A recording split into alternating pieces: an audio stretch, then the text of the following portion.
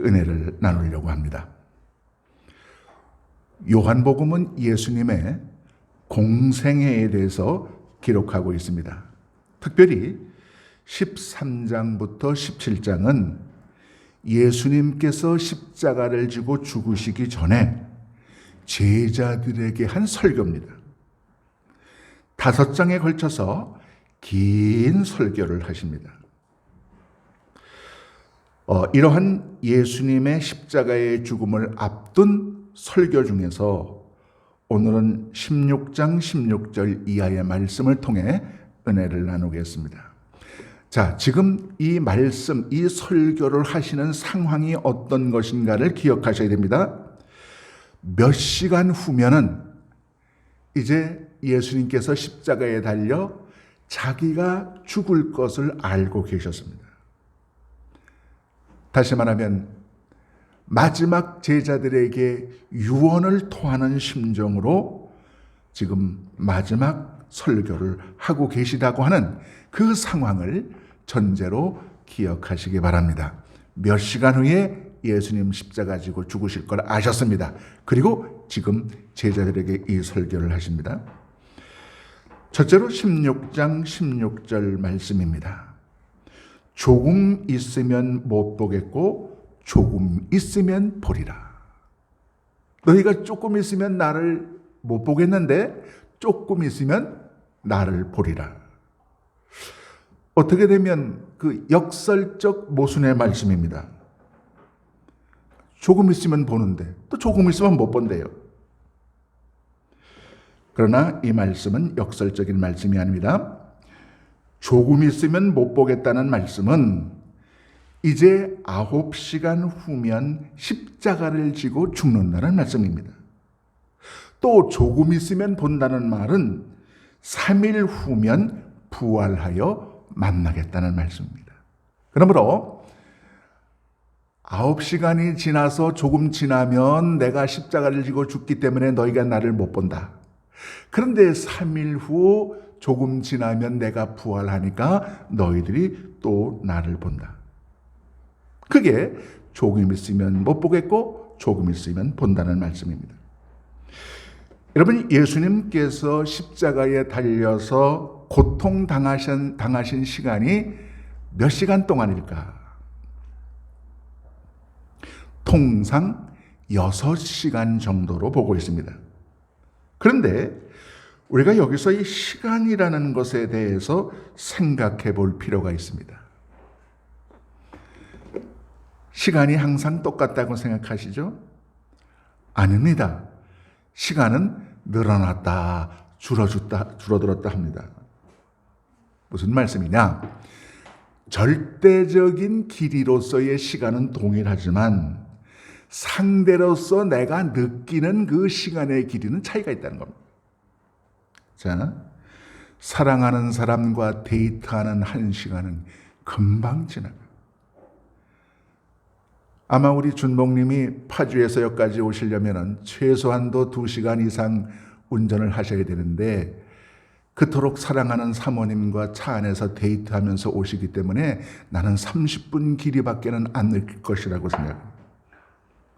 그런데 미운 사람과 30분은 이게 30시간보다도 길어요. 친정엄마와 보내는 하루는 왜 그렇게 짧은데 시어머니 모시고 보내는 시간은 왜 그렇게 일각이 여삼춥니까? 자, 텔레비전 연속극 보는 시간은 31시간이 후딱 지나가는데 걸레질하는 1시간은 이건 아주 고통입니다. 친구들과 만나는 1시간은 짧은데 군대에서 1시간은 그렇게 길어요. 그러므로 결코 절대 시간의 길이는 같을지라도 내가 체감하는 느낌의 시간의 길은 다르다는 겁니다. 자, 지금 예수님은 뭐라고 말씀하십니까? 조금 있으면 나를 보리라. 십자가에 달려 죽는 고통의 시간 6시간이 조금이라는 거예요. 그 조금 지나서 3일 만에 부활하기 때문에 너희가 나를 본다.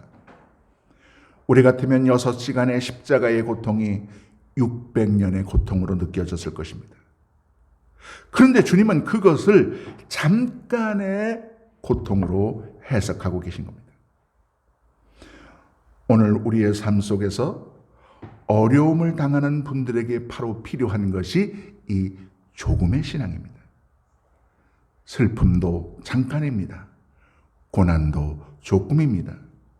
이 조금이라는 말은 시간적으로 짧다는 말이요, 질적으로 별것 아니라는 말씀입니다. 언어적으로는 반드시 끝이 있다는 말씀입니다. 여러분의 고통의 시간도 잠깐으로 끝날 것입니다. 여러분의 고난의 시간도 반드시 끝이 있을 것입니다. 십자가의 긴 고통의 시간까지도 조금, 잠깐으로 치부하는 주님을 바라보십시다. 조금, 잠깐의 신앙 속에 고통을 이기는 지혜가 있습니다. 저도 지난 40여 년 목회 생활 속에서 참으로 고통 어린 시간들이 여러 번 있었습니다. 그 순간은 하루가 1년 같고 1시간이 10년 같아요. 그러나 지나놓고 보니 그 고난의 순간들이 다 조금이었더라. 힘들고 어려운 순간, 이 고통도 또한 끝날 날이 있다. 조금이다. 십자가의 그 6시간의 고통까지도 조금으로 치부하시는 예수님의 이 신앙으로 오늘의 어려움을 이겨나가시기를 주의 이름으로 축복합니다. 둘째로 20절의 말씀을 보겠습니다. 16절이 잠깐의 신앙을 말씀한다면 여기 20절은 세옹지마의 신앙이라고 부를 수가 있습니다. 너희는 근심하겠으나 너희 근심이 도리어 기쁨이 되리라. 근심은 안 좋은 거예요. 기쁨은 좋은 거예요. 그런데 이 안 좋은 상황이 변해서 좋은 것으로 바뀐다는 거예요. 여러분, 세옹지마 고사하시죠? 세옹이라고 하는 노인이 있었는데 말을 잃어버렸어요. 그랬더니 이 말이 나가서 다른 말을 데리고 와서 말이 2마리가 됐어요. 그 말을 타다가 아들이 다리가 부러졌어요. 그런데 다리가 부러지는 바람에 군대를 안 갔어요. 아들의 생명을 유지했어요. 그래서 인간 만사, 슬픔도 기쁨되고 기쁨도 슬픔되고 변화하는 것이다. 인간 만사 세옹지마다. 오늘 기뻤다고 자만하지 말고, 오늘 고통스럽다고 낙심하지 마라. 언제나 상황은 바뀔 수 있다는 것입니다. 오늘 여기 성경 본문 말씀, 오늘 본문 20절 말씀하죠. 너희는 근심하겠으나 너희 근심이 도리어 기쁨이 되리라. 바로 긍정적 변화의 신앙을 우리에게 말씀하고 있는 거예요. 세상 사람들 중에는 2가지 부류가 있어요. 하나는 미래에 대해서 부정적으로 기대하고 비관적으로 전망하는 사람이에요. 안 되겠는데, 망하겠는데, 이제는 접어야 되겠는데, 이제는 끝내야 되겠는데. 그 연예인들 중에 자살하는 사람들이 많은데 그 이유가 바로 부정적으로 기대하고 미래를 비관적으로 전망하기 때문입니다. 미래가 부정적이고 비관적인 것이라고 해석하고 나면 오늘 살 하등의 이유가 없어지는 거예요. 그런데 오늘은 고통스럽고 힘들고 오늘은 비록 내가 십자가를 지고 피땀 흘리는 골고다 언덕길을 올라가지만 긍정적으로 미래를 기대하고 낙관적으로 내일을 바라보는 사람도 있어요. 같은 조건이라면 긍정적으로 기대하고 낙관적으로 전망하면서 살아야 되지 않겠습니까? 신앙인이 누구입니까? 바로 최악의 상황과 최악의 조건 속에서도 긍정적으로 기대하고 낙관적으로 전망하고 미래를 바라보면서 한 걸음씩 나아가는 사람들이에요. 왜 그렇습니까? 죽음을 이기신 부활과 생명의 주께서 우리의 주님 되시기 때문에 그렇습니다. 많은 사람들이 예수님의 십자가를 놓고 비관적, 부정적, 절망적으로 생각합니다. 그런데 예수님은 뭐라고 말씀하십니까? 근심이 기쁨이 된다. 너희가 내가 십자가 지고 죽는 모습을 바라보면서 슬픔이고 근심이겠지만은 사흘 만에 부활하기 때문에 그 슬픔과 근심은 기쁨으로 변한다. 죽음이 부활로 바뀐다는 말씀입니다. 우리가 지금 그 멋진 예수님을 신앙하고 있는 거예요. 예수님 안에서 당하는 고통은 의미가 있는 고통입니다. 오늘 21절, 22절에서도 주님 이렇게 말씀해요. 여자가 해산하게 되면 그때가 이르렀으므로 근심하나 아기를 낳으면 세상에 사람 난 기쁨으로 말미암아 그 고통을 다시는 기억하지 아니하느니라. 지금은 너희가 근심하나 내가 다시 너희를 보리니 너희 마음이 기쁠 것이요 너희 기쁨을 빼앗을 자가 없느니라. 과속으로 교통사고가 나서 수술을 받는 것은 의미가 없지만은 여자가 출산을 위하여 수술을 받는 것은 새 생명의 탄생을 위한 의미 있는 고난입니다. 예수님의 십자가의 고난이 바로 그런 것입니다. 온 인류를 살리는 고통입니다.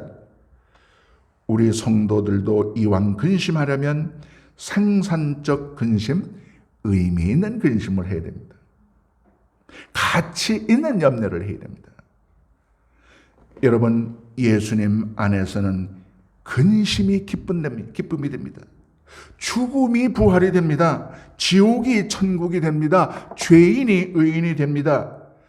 우리 주님께서 여러분의 모든 근심을 기쁨으로 바꾸어 주시기를 축복합니다. 세 번째로 26절과 33절 상반절의 말씀입니다. 지금 예수님께서 십자가 지고 죽으시기 직전에 마지막에 제자들에게 설교하십니다. 그러면서 뭐라고 말씀하시는가 하면 내가 이 설교를 너희에게 하는 것은, 이 설교를 하는 이유가 나오고 있습니다. 제자들에게 이 설교를 하는 주님의 심정이 어떤 것인지를 우리가 살펴보아야 합니다. 자, 지금 예수님의 유언과도 같은 마지막 설교를 듣고 있는 그 제자들을 여러분 한번 생각해 보세요. 참으로 제가 생각해도 못난 사람들입니다. 제가 만약에 제자를 뽑으면 그런 사람들 안 뽑을 것 같아요. 예수님 세상을 구원하는 그런 사역을 하는 과정 속에도 이 제자들은 누가 더 높으냐, 누가 더 권력이 많으냐 감투 싸움했던 제자들입니다. 주께 영성의 말씀에 계시매 우리가 네게로 가오리까 큰 소리 땅땅 쳐놨는데 예수님 어려워지게 되니까 다 도망간 제자들이에요. 베드로는 내가 예수 몰라, 정말 몰라, 내가 예수를 알면 이 소리에 장을 지죠. 3번씩 예수님을 부인했던 자들이 바로 그 제자들이에요. 오늘 여기 본문 32절 보세요. 스승은 지금 십자가 지고 몇 시간 후에 죽겠다는데 나는 살아야겠다고 하는 사람들입니다. 3년간 따라다녔던 스승을 배신한 제자들입니다. 인간적으로, 인격적으로 못돼 먹은 사람들입니다. 저는 목회하면서 저를 흉보고 야단치고 미워하고 이빠른 소리 하는 것은 다 용서를 했습니다만은 배신한 사람들은 참 쉽게 용서가 안 되더라고요. 20년, 30년씩 목사님 하면서 같이 하다가 어느 순간 자기의 이익을 위해서 한순간 획 돌아서면서 배신하는데 정말 가슴이 아파요. 지금 이 제자들이 바로 그런 사람들입니다. 스승 예수 3년간 따라다니면서 많은 기적도 보고 예수님 위해서 생명까지 내놓을 것처럼 이빠른 소리 했다가 예수님 십자가 지고 죽게 되니까 다 도망간 배신자들입니다. 3년씩 가르쳤는데 헛수고였습니다. 세월 좋을 때는 온갖 아첨과 아양을 다 떨더니 예수님 십자가 지는 순간이 되니까 배신하고 도망가기 바쁜 제자들입니다. 그런데 주님께서 그런 제자들에게 지금 유언과도 같은 마지막 설교를 하고 계십니다. 왜 이런 제자들에게 예수님 지금 이 설교를 하십니까? 예수님의 그 마음속 깊은 곳에서 그럼에도 불구하고 여전히 제자들을 신뢰하고 계시기 때문입니다. 배신감에 속상해서 내가 이 친구들을 데리고 계속 이 인류 구속의 사역을 해야 되나 말아야 되나 그런 염려를 하고 그랬다면 아마 다 내쫓아버리고 그냥 끝내버리고 말았을지도 모릅니다. 그런데 그 약한 인간의 심성 속에도 하나님을 위해 일하는 그 작은 씨앗을 보고 그 심정을 이해하고 아직까지도 주님은 이 못된 제자들을 믿어주고 계셨다는 겁니다. 그래서 그 제자들에게 지금 이 대단한 설교를 하시는 거예요. 저들이 당장의 고통을 못 이겨도 배신할지라도 끝내는 예수님의 복음을 위하여 순교할 사람들인 것을 예수님은 믿어주었다는 겁니다. 여러분, 믿어주고 기다려준다는 것은 참으로 중요합니다. 우리 자녀들 믿고 기다려주어야 합니다. 조금 마음에 안 들더라도 믿어주어야 합니다. 부모가 못 믿는 자녀를 누가 믿어주겠습니까? 부모 자녀 간에 상호 신뢰가 사라지면 남남입니다. 성도들은 목회자를 믿고 따라주어야 합니다. 목사는 성도들을 믿고 섬겨야 합니다. 목사와 성도 간의 상호 신뢰가 사라지면 교회는 종교 강연장이 됩니다. 우리나라가 잘 되려면 서로 믿어야 합니다. 지금은 은퇴하셨지만은 두레교회의 그 김진홍 목사님이라는 분이 계실 거예요. 근데 어려서 어머님이 이 아들에게 신앙을 몹시 강요하셨어요. 억지로 찬송가를 부르게 했어요. 새벽 4시에 고단하게 자는 아들을 깨워가지고 새벽기도 가자고 깨우셨습니다. 그렇게 신앙을 강조하면 이 어린 김진홍 소년이 어머니에게 반발합니다. 아이고 어머니, 밥 빌어서 죽 쏘아 먹는 신세에 무슨 예수입니까? 난 안 믿을라요. 그 양반은 이제 경상도 분인데, 그러면 어머니가 그렇게 대답합니다. 이놈아, 네가 지금은 애미한테 이렇게 대들어도 나중에는 하나님의 큰 종이 될 기다. 난 그걸 믿는데. 자, 보통의 부모들이 뭐라고 합니까? 교회 가자고 하면 요리조리 핑계대는 아이들에게 뭐라고, 이 자식아, 애미 말을 뭘로 알아? 이 싹수 없는 놈의 자식. 그렇게 하면서 막 야단을 치고 나무는 거예요. 역시 위대한 종 뒤에는 위대한 어머니가 있습니다.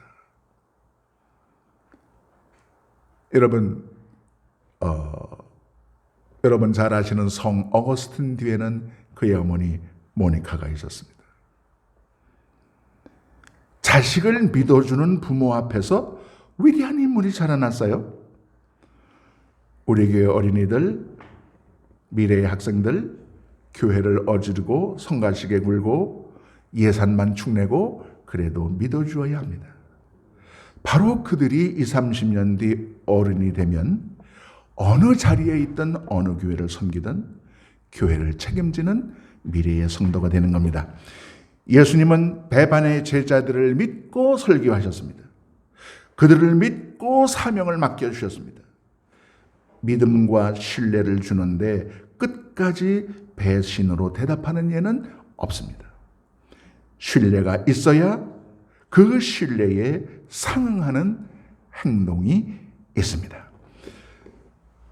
네 번째로, 내가 세상을 이겼노라는 말씀을 보겠습니다. 여러분, 신약 성경은 헬라어로 쓰여졌습니다. 구약 성경은 히브리어로 쓰여졌습니다. 근데 이 헬라어 문법에 특징이 있어요. 확실한 사건, 어떤 확실성을 강조하려고 할 때는 이거는 분명하다, 확실하다, 틀림없다, 그렇게 단언적 어법으로 말할 때는 과거 시제를 사용합니다. 내가 세상을 이기었노라, 이 말씀은 과거에 이겼다는 말씀이 아닙니다. 과거에도 이겼고 지금도 이기고 있으며 미래에도 반드시 이길 것이기 때문에 이 승리라는 것은 확실하기 때문에 과거 시제를 사용해서 내가 세상을 이겼노라, 이렇게 말씀합니다. 그러니까 예수님은 과거, 현재, 미래의 모든 고난을 다 이겼다고, 이겨놓았다고 지금 선언하고 계신 거예요. 예수님의 승리와 우리의 승리는 상관관계가 있습니다. 예수님은 우리의 대장이십니다. 대장 예수의 승리는 곧 우리의 승리입니다. 예수님께서 죄를 이기셨습니다. 그래서 우리도 예수님과 함께 죄를 이깁니다. 예수님 죽음을 이기셨습니다. 그래서 우리도 예수님과 함께 죽음을 이기고 부활의 동참자가 됩니다. 예수님께서 고난을 이기셨습니다. 그래서 우리도 오늘 예수와 함께 고난을 이기고 승리자가 됩니다. 주님께서 이기셨으니 나도 이긴다, 이것을 믿는 것이 믿음입니다. 그러면서 주님께서는 우리에게 담대하라고 말씀하십니다. 오늘 본문 33절 말씀입니다. 이것을 너희에게 이르는 것은 너희로 내 안에서 평안을 누리게 하려 함이라. 세상에서는 너희가 환난을 당하나 담대하라. 내가 세상을 과거에도 이겼고 지금도 이기며 미래에도 이겨놓았노라. 여러분, 우리가 어떻게 담대할 수 있어요? 26절. 너희가 내 이름으로 구하라. 내가 응답하리라. 그러니 너희는 담대하라. 27절. 아버지께서 친히 너희를 사랑하심이라. 하나님께서 직접 사랑하시니 담대하라. 32절. 아버지가 나와 함께 계시듯이 너희들과 함께 있겠다. 그러니 담대하라. 33절. 내가 세상을 이겼으니 너희도 이길 것이다. 그러니 담대하라. 여러분, 세상 싸움에는 이미 지고 시작하는 싸움이 있습니다. 정신전력이라는 것이 있죠. 정신적으로 이미 질 것이다라는 그런 기운이 싹트게 되면 그 싸움 해보나 마나 집니다. 두 번째는 이길지 질지 모르고 하는 싸움이 있습니다. 세 번째는 확실히 이미 이겨놓고 싸우는 싸움이 있습니다. 싸움을 잘하는 사람은 누굽니까? 이겨놓고 싸우는 사람이에요. 이 권투 시합 같은 것들 보면 사전에 상대방 선수를 100% 파악합니다.